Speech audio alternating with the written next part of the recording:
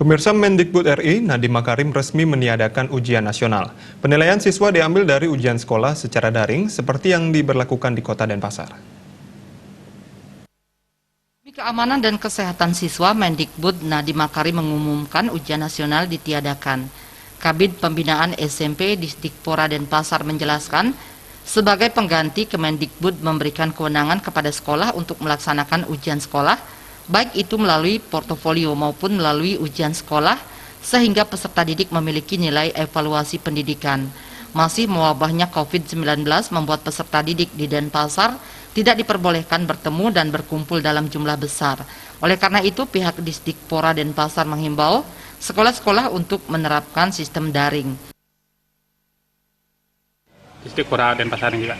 Kalau masalah ujian nasional kan sudah ditiadakan berdasarkan surat edaran Menteri maupun wawancara Pak Menteri waktu ini, bahwa ujian nasional dari SMP, SMA, dan SMK itu dibatalkan.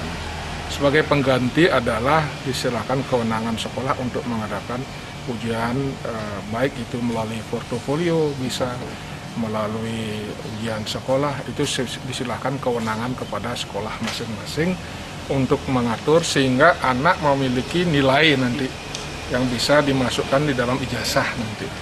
Nah, itu masalah nanti 70%, 30% komposisinya diserahkan kepada sekolah yang diberi kewenangan oleh kementerian untuk mengatur hal tersebut. Sekarang ini masalah virus COVID-19,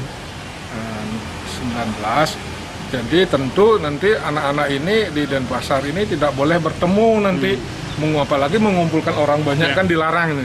Jadi kami sudah mengimbau kepada sekolah-sekolah agar menggunakan sistem daring.